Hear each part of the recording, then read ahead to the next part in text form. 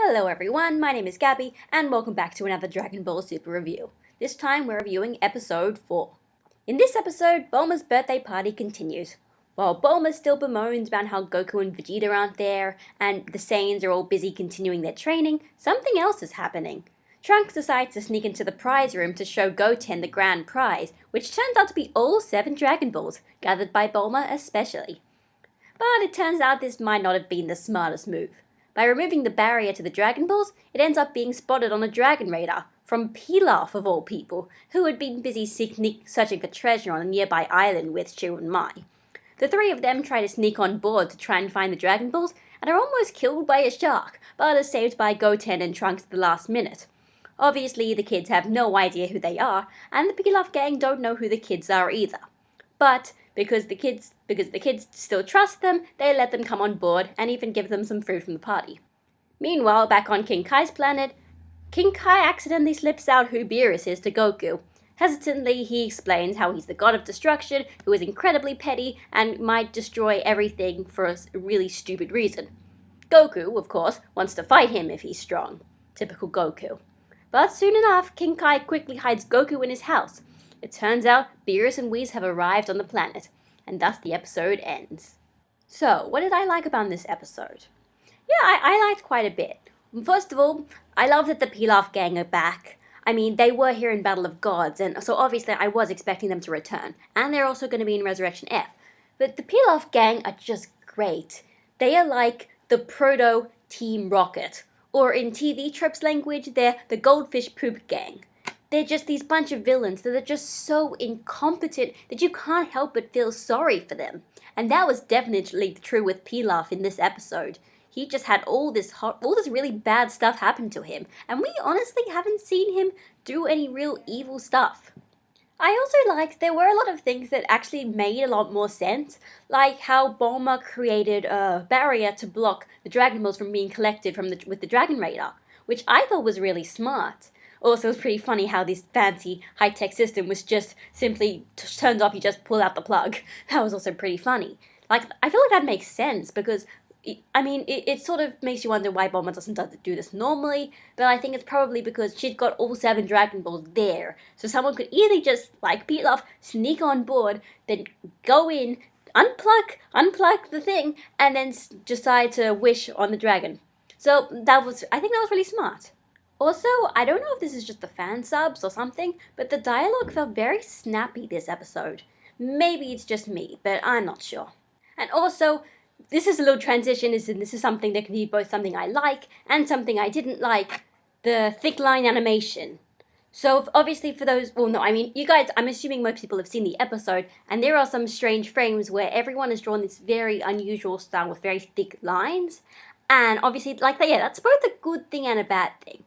Like, on the one hand, they do look like those frames and those particular moments, they do look really cool. But on the other hand, it was somewhat jarring when you went back to normal animation style with the thinner lines. So, I don't know. I think it was just that animator's particular quirk. Maybe this isn't going to happen. Just, guys, remember, this is not...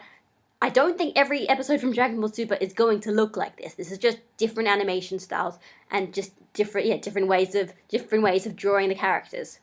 As for what I didn't like, this is kind of I feel like now I should probably just stop making this complaint because it's probably going to happen every episode now, but the pacing, it is still paced quite slowly, and I thought maybe because this is anime only, they might speed the pace up a little, but they haven't really been doing that so far, which is a bit of a shame, but on the other hand, it does mean we get more episodes and more content, and it's not like Dragon Ball Z where it's like they just do that by just pausing on frames for way too long.